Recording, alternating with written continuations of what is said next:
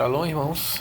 Tratarei aqui de Ezequiel 20, versículo 25, que é um versículo muito utilizado pelos abolicionistas da Torá para dizer que a Torá foi abolida por causa desse capítulo, que diz assim: por isso lhes abandonei. Não, calma aí. Deixa eu colocar em uma tradução pior aqui. Por isso também lhes dei estatutos que não eram bons, juízos pelas quais não haviam de viver. Então aqui vemos que, segundo o que está aqui escrito nessa tradução, eu fiz questão de botar uma tradução bem ruim aqui. Vemos que aqui está dizendo que o Eterno deu estatutos que não eram bons e juízos pelas quais não haveriam de viver. Então a pessoa que é indouta, que não tem conhecimento da Torá, que não estuda a Torá, ela vai ler isso aqui e vai entender. Ah, entendi. Então aqueles estatutos que não eram bons é a lei de Moisés. E os juízos pelas quais não haveriam de viver era aquele de que se você pecar você morre, apedrejamento, fogueira. Por isso que o Messias veio e disse para a adúltera que ela não ia ser apedrejada. Ah, entendi. Aí dentro do imaginário cristão começa a conectar as coisas assim, começa a montar um quebra-cabeça descontextualizado, com base em uma passagem tirada fora do contexto, colocada por um tradutor que evidentemente não entendeu o contexto e nem entendeu a palavra, porque vamos ao que está aqui escrito no hebraico. A palavra que está traduzida erroneamente como de estatutos no hebraico aqui a palavra é estatutos mesmo, tá? Hukim é mandamentos menores, né? Hukim. E aqui é mishpatim são juízos, então de fato aquela tradução está certa, mas aqui temos a palavra natati. A palavra natati, segundo o dicionário, deixa eu pegar aqui, o dicionário James Strong, aqui também temos um léxico do studylight.org, um léxico que mostra exatamente o que significa a palavra natati. Natati é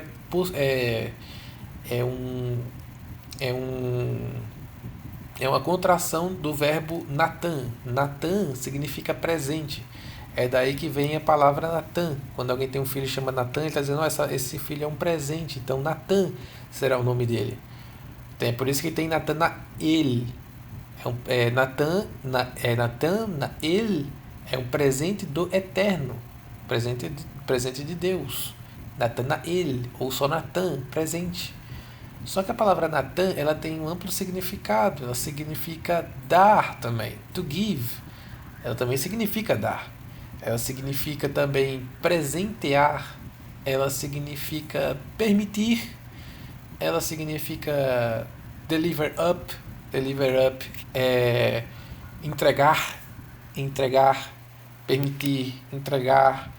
Então, assim como eu falo, olha, quem casa quer casa, dá para perceber que a primeira casa não é o mesmo significado da segunda casa. Se você entendeu quem casa quer casa, você entendeu na hora. Por quê? Porque você já contextualizou o que cada casa significa.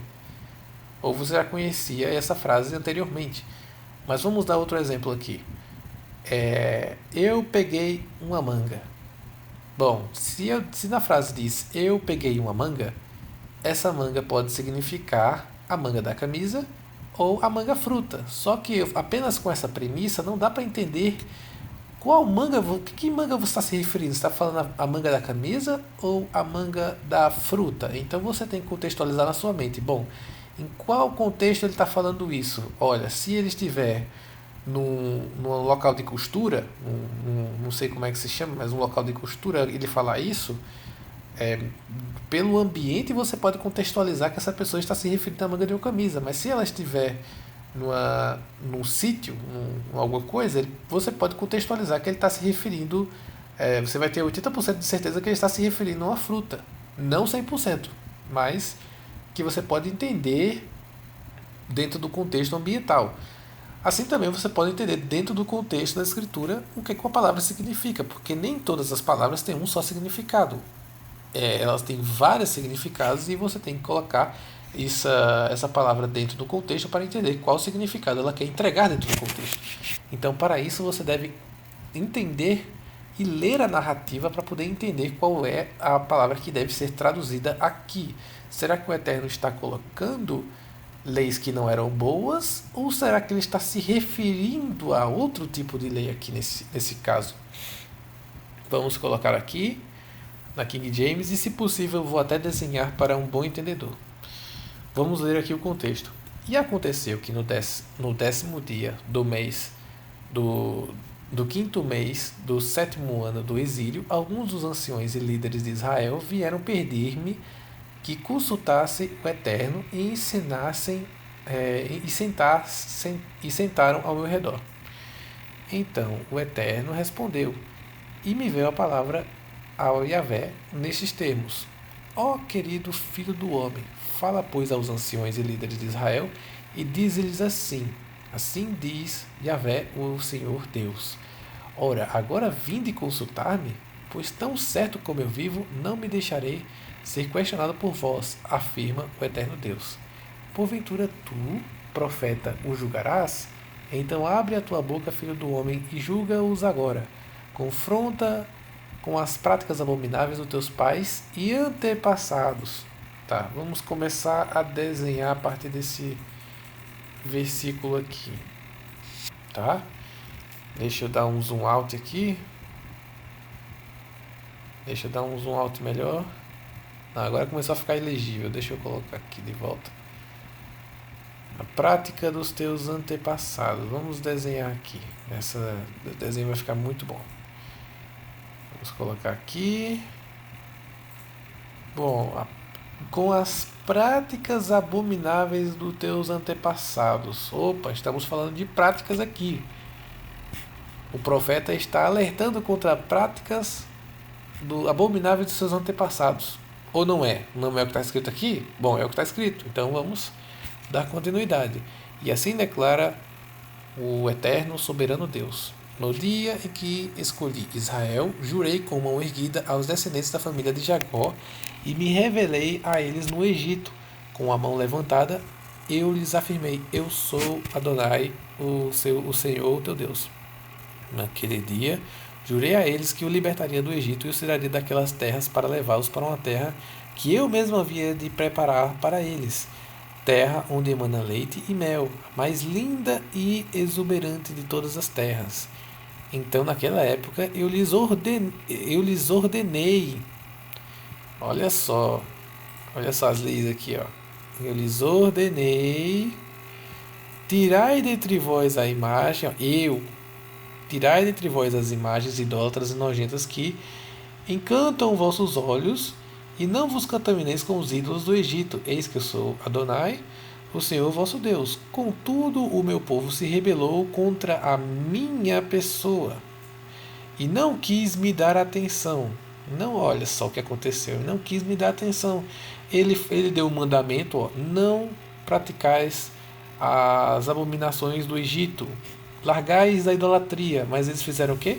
Eles não fizeram o que o Eterno ordenou. Não se desfizeram das abominações que cultuavam e encantavam seus sentimentos, tampouco abandonaram os ídolos do Egito.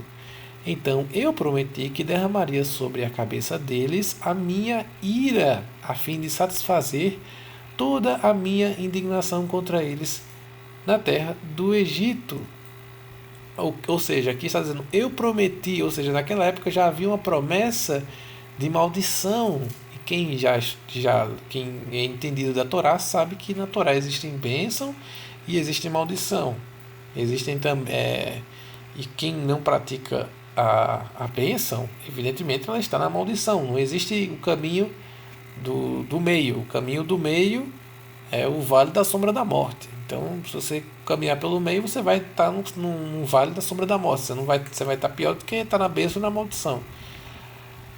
Sobre a cabeça deles a minha ira, a fim de satisfazer toda a minha indignação contra eles no meio da terra do Egito. Entretanto, eu acabei agindo por amor ao meu nome, evitando que meu nome fosse achincalhado e profanado diante de todas as nações pagãs, no meio das quais o meu povo se encontrava aos olhos de quem eu pessoalmente havia me revelado e dado a conhecer, arrancando-os da terra do Egito. Por esse motivo, eu os livrei da terra do Egito e os trouxe para o deserto. Eu lhes entreguei, olha só o que está acontecendo aqui. Eu lhes entreguei os meus estatutos e decretos e mostrei-lhes as minhas leis, pela quais todo ser humano deve obedecê-las. Olha só, isso aqui não está deixando dúvida, tá? Da qual todo ser humano deve obedecer. Eu queria destacar essa palavra aqui, todo ser humano deve obedecer, pelos quais todo ser humano deve obedecer. Aqui ele não está deixando dúvida. Do mesmo modo, lhe concedi os meus Shabats. Olha só, tanto de coisa boa que o Eterno está concedendo aqui. Do mesmo, concedi os meus Shabats como sinal entre vós. Ó, concedi. Para que compreendesse que eu sou o Eterno, o Senhor que o santifica. No entanto, toda a casa de Israel se rebelou contra mim, enquanto caminhava pelo deserto, não soube andar de acordo com minhas. Olha só. Não souberam andar de acordo com minhas ordenanças e rejeitaram as minhas leis, pelas quais aquele que as obedecer, por elas viverá. Mas profanaram descaradamente os meus Shabats. Então eu prometi que derramaria sobre eles todo o meu zelo em forma de furor, a fim de destruí-los na travessia do deserto. Contudo, por amor do meu nome, eu agi evitando que o meu nome fosse desonrado perante os olhos de todas as nações, à vista das quais eu mesmo havia feito sair. Porém, eu também lhes jurei de mão levantada na travessia do deserto que não os faria adentrar a terra que lhes tinha concedido, onde mana leite e mel, que é a glória de todas as terras. Porquanto rejeitaram as minhas normas, olha de novo, rejeitaram as minhas normas e não andaram segundo os meus estatutos e decretos. Então havia decretos que estavam sendo desonrados, estavam sendo desqualificados, eles não estavam praticando esses mandamentos. E desonraram os meus Shabats, sábados, pois o seu coração seguia os seus o quê? Os seus ídolos. Os seus ídolos. Vamos dar continuidade aqui, deixa eu baixar mais um pouco. Vou baixar mais um pouco aqui. Seguia conforme os seus ídolos. Do mesmo modo, No entanto, toda a casa de Israel se rebelou contra mim enquanto caminhava pelo deserto, não souberam andar de acordo com minhas ordenanças. Aqui, vamos ver, rejeitaram minhas leis. Olha só quantas coisas claras que estão aqui. Pelo quais aquele que obedecer por elas viverá. Vamos dar continuidade. Porquanto rejeitaram as minhas normas, aqui está vendo? Rejeitaram as minhas normas e não andam segundo os meus estatutos e decretos, desonram os meus Shabats e se contaminaram com os ídolos, seguia seus ídolos. Apesar de tudo, os meus olhos os contemplaram com misericórdia, por isso não os castiguei com a morte, nem os exterminei por completo no deserto. Ou seja, o Eterno não estava matando, não estava destruindo os israelitas, porque ele tinha misericórdia deles. Mas eu ordenei aos filhos dele na travessia do deserto: não andeis conforme as normas e costumes de vossos pais, nem obedeçais às vossas ordenanças. Olha só. Olha o quanto que o texto é claro. Olha o tanto que o texto é claro. Não andeis conforme as normas e costumes de vossos pais, nem as suas ordenanças. Tampouco deixe contaminar com os seus cultos idólatras. Pergunta: na Torá existe culto idólatra? Se você disser que sim, é porque você não leu nem a Nova Aliança, você não leu nada. É óbvio que a Torá não tem culto idólatra, isso é óbvio que não tem. Isso aí é óbvio. Veja que existem duas leis, existem dois costumes, existem duas ordenanças aqui. Tem duas ordenanças sendo colocadas aqui. Deixa eu dar uma olhada aqui. Tá, não sei se era o 18. Mas enfim. Tem duas ordenanças sendo colocadas aqui.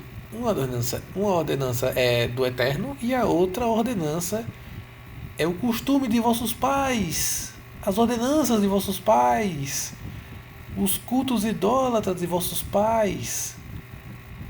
Tem duas ordenanças aqui. Então você tem que julgar qual é as ordenanças que eram ruins.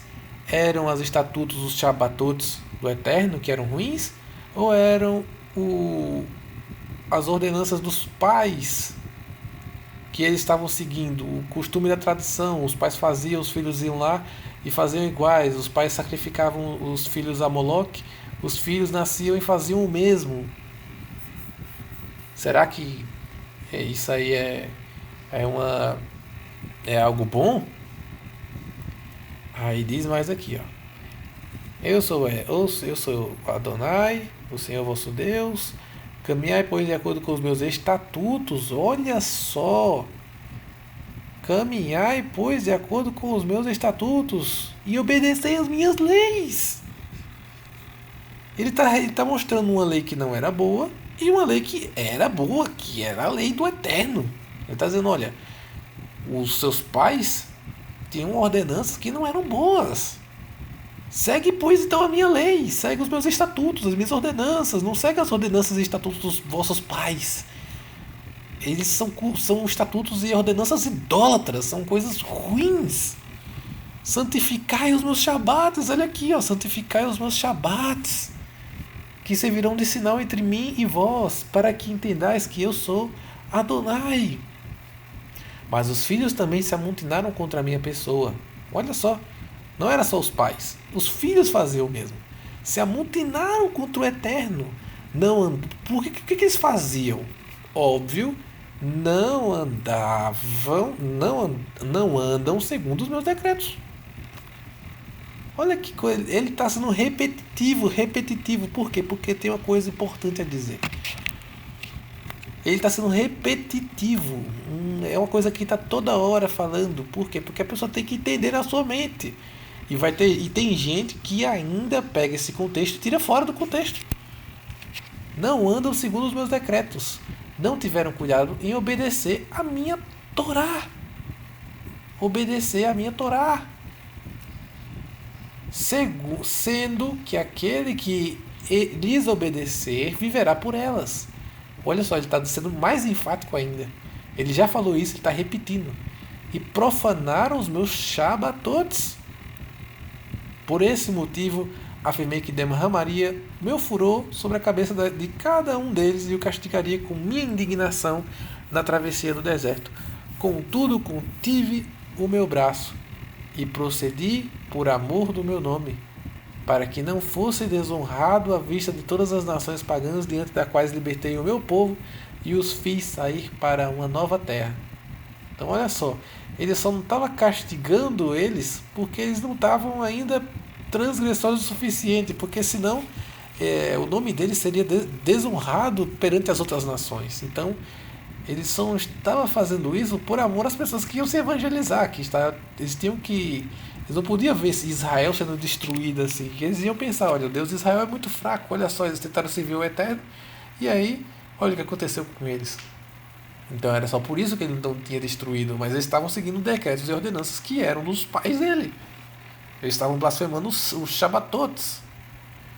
Aí diz aqui, ó, contudo, contive o meu braço e procedi por amor do meu nome, para que não fosse desonrado à vista de todas as nações pagãs, diante das quais libertei o meu povo e fiz sair para a nova terra. Também lhes jurei, de mão erguida, que os espalharia entre os povos e dispersaria entre as nações, porque não haviam respeitado e praticado a minha Torá. Não tinha respeitado e praticado a minha Torá. Olha aqui o problema. Não, deixa eu colocar aqui em vermelho, né? Tem que colocar aqui em vermelho, porque é algo negativo, né? Porquanto não haviam respeitado a minha Torá. Mas desprezaram, olha só, desprezaram os meus estatutos e decretos, e profanaram os meus shabates, e se deixaram encantar pelas imagens idólatras cultuadas por seus pais. Então, eles deixaram encantar pelas imagens idólatras cultuadas por vossos pais. Aí aqui, ó, por isso, aí a pessoa, o tradutor, ele pegou essa palavra aqui, ó. Ele pegou essa palavra aqui, olha que esperto, ó. Ele pegou essa palavra aqui, ó. Natati. Ele pegou essa palavra natati e traduziu como dei. Olha que coisa absurda. Ele traduziu como dei. E isso é utilizado para evangelizar pessoas. Ele traduziu isso como dei. Por isso lhes dei ordenanças que não eram boas. Quer dizer, depois de ele falar tudo isso, a pessoa entende. Ah, entendi. Então quer dizer que os Shabbats e os decretos, a Torá, a ordenança, tudo isso era ruim. Quer dizer, o tradutor aqui da King James, ele foi perfeito. Ele falou, por isso também lhes abandonei à mercê, ou lhe entreguei, ou permiti, também poderia servir. Seria ótimo ele traduzir também aqui, permitir que isso acontecesse. Por isso lhes permiti que vocês estiverem à mercê de ordenanças que não eram boas e a determinações pelas quais não conseguiriam viver. Por quê? Porque aqueles que seguem a Torá, por elas viverá. Ele falou isso 2 vezes no contexto. Aquele que segue as leis do Eterno, por elas viverá. Só que estas leis,